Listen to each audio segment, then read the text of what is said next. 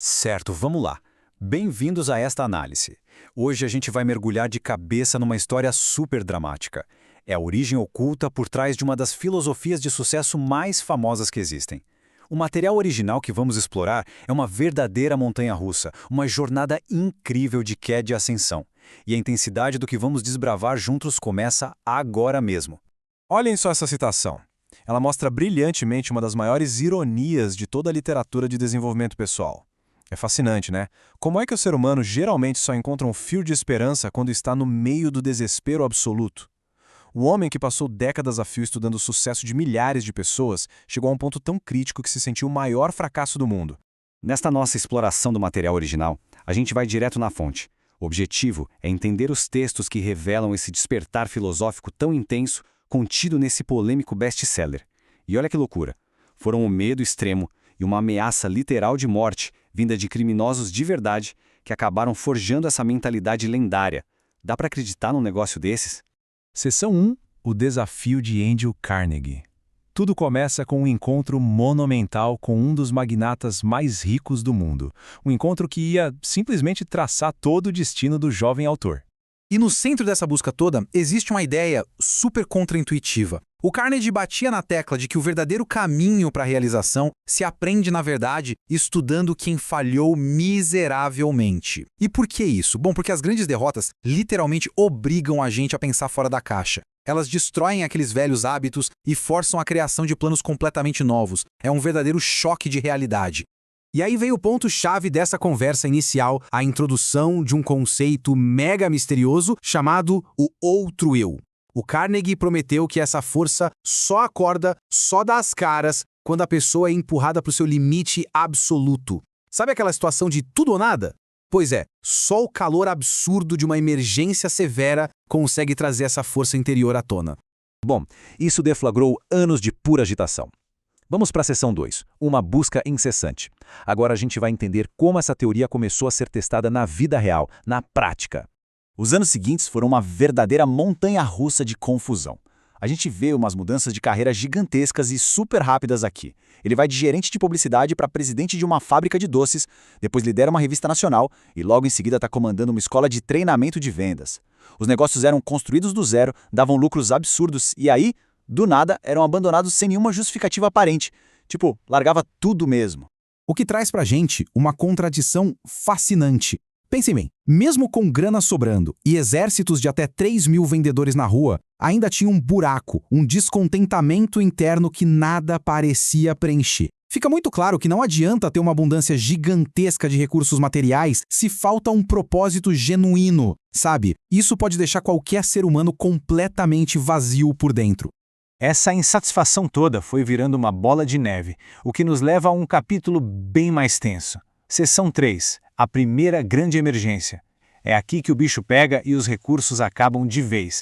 A gravidade desse momento histórico é de esmagar o coração.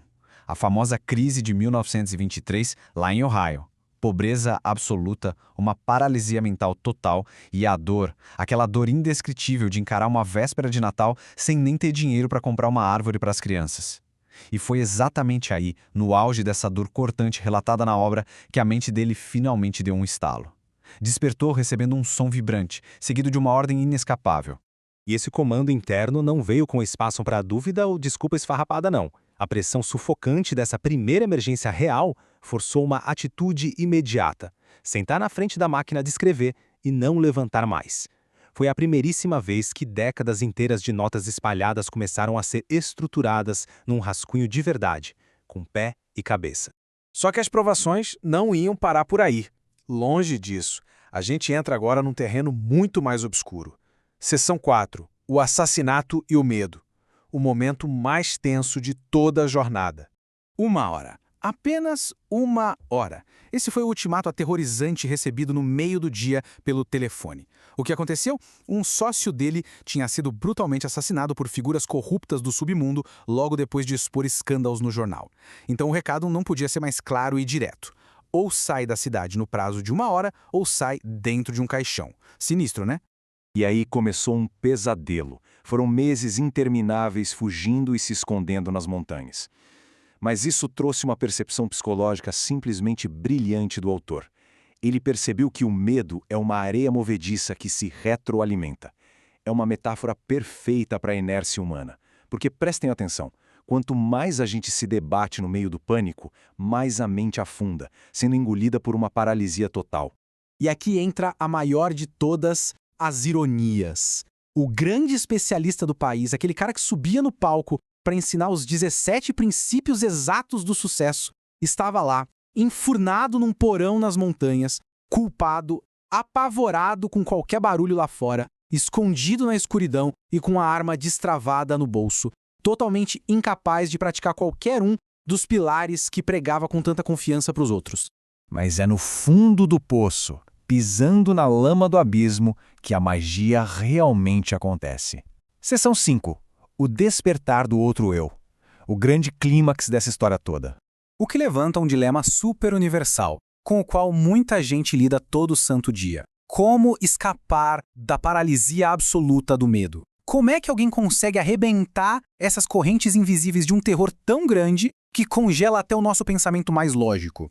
A resolução para isso veio de um jeito espetacular, durante uma caminhada exaustiva no meio da noite. Primeiro, caiu a ficha de que toda aquela pobreza e humilhação era um teste máximo exigido para uma verdadeira mudança. Depois, veio a lembrança vívida da antiga profecia do Carnegie.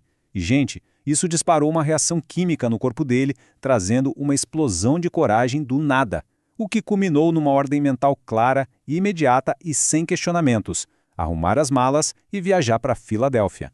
E aí chegamos a um teste de fé hiperespecífico e maluco. $50. Essa voz instintiva exigiu, sem dar margem para choro, que ele pegasse emprestado exatamente $50 com um parente para bancar a viagem. Não tinha nenhum contato agendado lá, nenhum investidor garantido, zero motivos lógicos para escolher aquele destino, era apenas a mais pura entrega à própria intuição. E para fechar essa montanha-russa com chave de ouro, a gente chega na grande sabedoria extraída de todo esse caos. Essas pequenas experiências de adversidade foram, na verdade, bênçãos. Bater de frente com o limite do suportável foi o maior presente de todos. Foi o pavor extremo, a ameaça de morte e a humilhação da falência que deram peso real para a filosofia dele. O sofrimento pegou teorias de papel e transformou tudo num conhecimento genuíno, testado sob fogo pesado.